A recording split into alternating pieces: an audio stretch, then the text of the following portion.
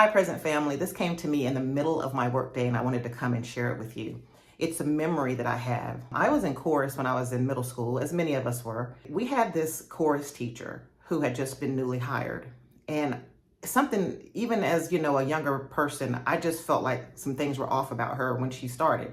Like she'd fall into the room and always had like stuff falling out of her purse and just ill prepared at all times. Now, as students, we were okay with that because it meant that oftentimes she might have forgotten certain things and we got away with stuff. But my personality type has always been one that even whenever I'm getting away with something, even if I'm enjoying the fact that someone isn't really tapped in, I still wanted to learn and I still wanted to grow.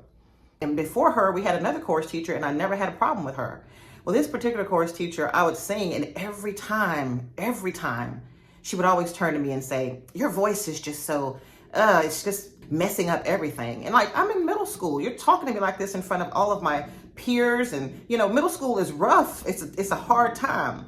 I wasn't one to be easily bullied by anyone, so that was never my story. But it was still kind of embarrassing. And more than embarrassing, it was just irritating. Like, why are you singling me out?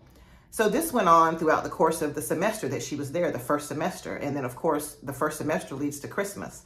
And throughout the entire semester, we were planning for the big all-city school district chorus event that they held at the mall. You remember back in the day when all the schools would come together in a particular town and go to the mall and we would all sing. We learned the song the entire time and she stayed on me. It was always something about my voice that she just didn't like. I would still sing and I would take every note she gave me, but no matter what I did, and I would ask people like, do I sound bad? Is there something wrong with me? And they'd be like, no, I just don't think she likes you.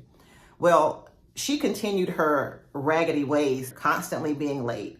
And then on top of that, she'd like to hang out with us and stuff. And she would hang out with us in that manner that just suggested that she wasn't the most mature person. Well, as the time came for us to do the chorus concert with the entire district, we, practiced for the last time. By that point, she still had not let up on me, but at that point, I just learned to ignore her, and everybody kind of ignored her. It was just kind of a common theme, and we just knew she just had a problem with me. And we got our little outfits together. I remember we wore black pants with red cummerbunds and little white shirts. Looking back on it, it was a good memory for me for that standpoint. Well, the big night came and all of our parents brought us to the mall and we all had sections that we sat in as our schools. And she was always late, no matter what. She was late to class. She was late to special events. We just got used to it. But we thought, surely this is the big show. You're not going to be late to this. So we're all sitting there. We see all the other chorus teachers standing in front of their sections, giving their last minute notes to their students. And everyone was like singing and humming and fine tuning things. And we're just sitting there with no choral director, nobody to teach us anything, to show us anything. We're just sitting there. She's not there yet. Pretty soon parents started walking up to us, our parents, is your teacher here? We're seeing everybody getting ready to go up and sing. And we were just like, no, she's not here yet. We already knew what time it was. She just was that type of person. Well, it got to the point where the schools each began to go up and sing. Still no sign of her. What? Are you serious right now? Raggedy. So eventually it was time and they called our school. The guy who was announcing, we're still sitting there thinking any minute she's going to come sliding in on a banana peel to save the day. Big giant set of keys jingling and giant purse with stuff falling out of it. She did not show up at that point. So we're sitting there, they call us, and we just sat there. And I just decided, you know what? We've worked hard all semester, and we're not going out like this. So I stood up. I walked in front of the chorus. Everyone looked at me. They knew Tiffany's own one. She's about to lead us to something. But I had a reputation at that point anyway of being somebody who was a leader. So they trusted me, and this is not a brag. This is just who I was. Know who you are. Don't be embarrassed or ashamed of your gifts. It's what I was and it's what I am. So I stood up in front of the chorus in the 7th grade, in front of the entire school district, having had their professional chorus teachers all have them stand up and go up to the little bleachers or the little stand that we were supposed to stand on. There was probably about 20 of us maybe. I got in front of my group. I did the whole, rise. Everyone rose in unison the way we had been practicing it with her. Back at the school, I led everyone up to the little bleachers section. We all took our positions. I got down and I stood in front of everyone and I conducted the song. And we did an amazing job. I sang with them and I conducted the entire song.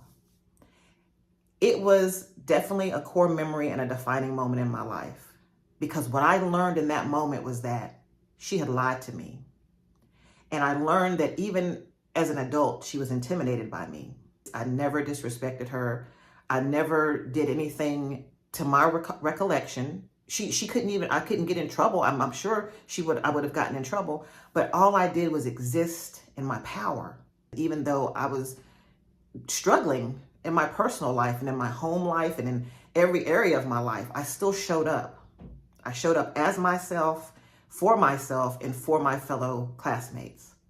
And we all just celebrated the fact that we did it. We did it without her. We went up to the stand.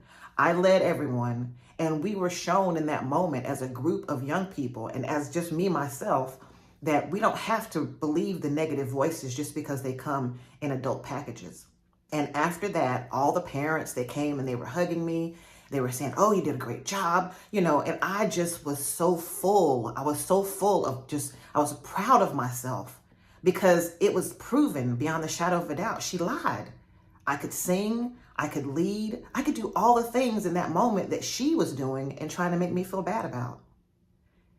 As I was being hugged and as I was being congratulated and as the rest of us were being hugged and congratulated for going up there on our own without a teacher and doing an amazing job, she finally makes an appearance.